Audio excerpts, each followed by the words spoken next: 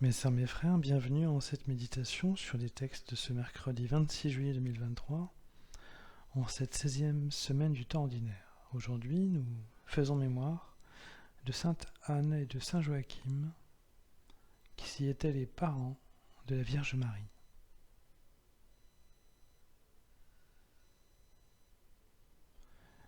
Le Seigneur nous donne le pain de ce jour. Le Seigneur nous donne le pain de ce jour. Ce pain est tout d'abord nourriture et présence paternelle. Ainsi aux Hébreux, le texte d'Exode nous dit que Dieu a donné une nourriture régulière après avoir entendu leurs plaintes, d'écailles la veille et le lendemain du pain. La manne.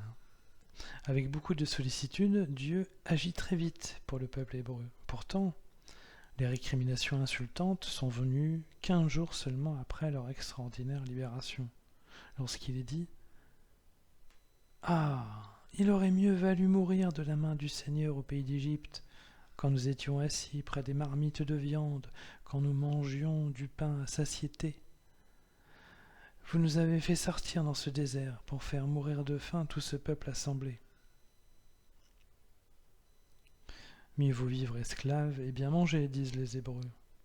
Malgré leur ingratitude, Dieu va leur donner de quoi manger très vite. »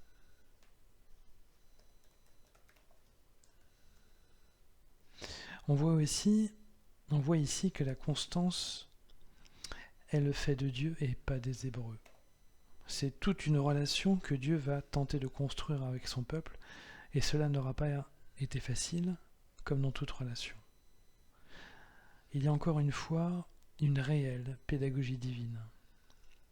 Naturellement, comme pour chaque éducateur, cela n'exclut pas que Dieu ait été blessé ou surpris, ou encore en colère. Je vous renvoie à l'épisode du veau d'or en Exode 32. Mais Dieu est toujours resté présent et fidèle.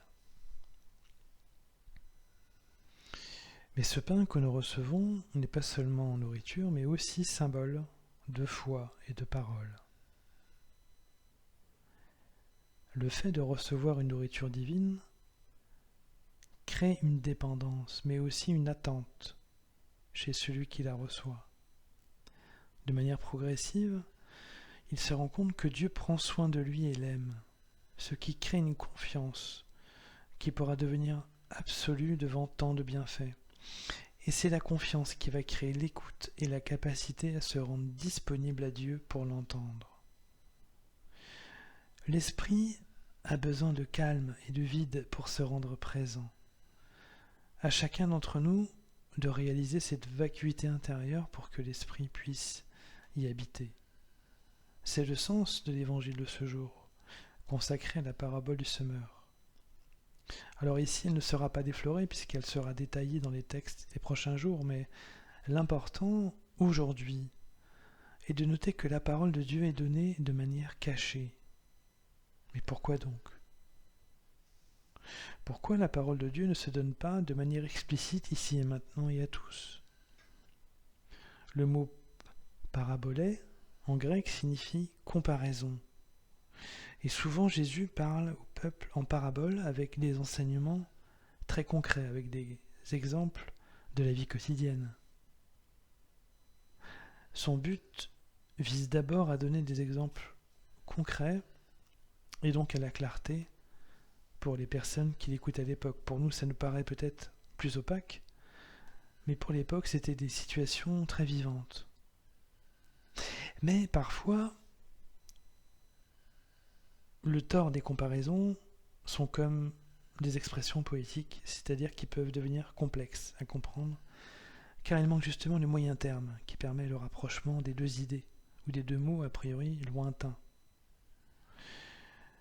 Et Jésus vise alors, par l'interrogation que la parabole peut susciter, à soutenir l'attention, pas seulement à être clair ou explicite, mais à soutenir l'attention et à installer le désir de compréhension de la parole et le désir de la parole en général.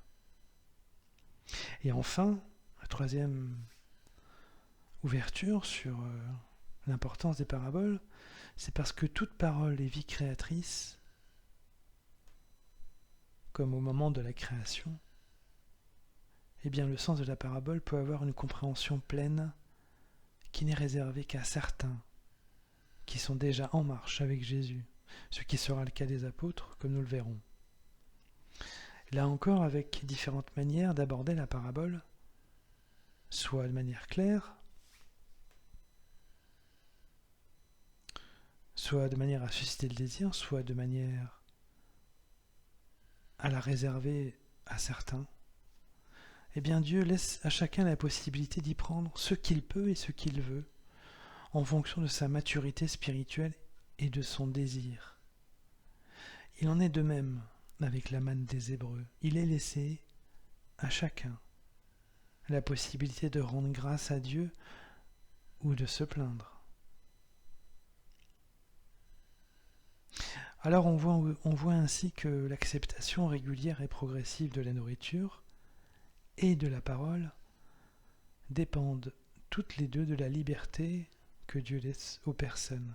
Et c'est là la grandeur de Dieu qui nous a donné la capacité de progresser et de marcher librement vers lui et avec lui.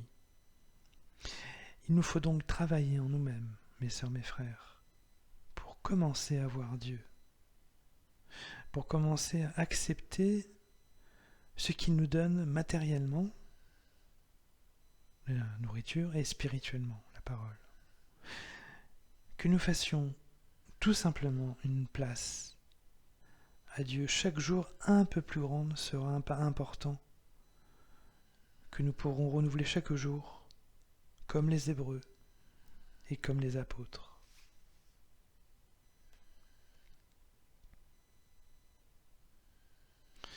Mes sœurs, mes frères, après cet instant de méditation sur les textes de ce jour consacrés au pain qui nous est donné chaque jour, je nous invite à la prière.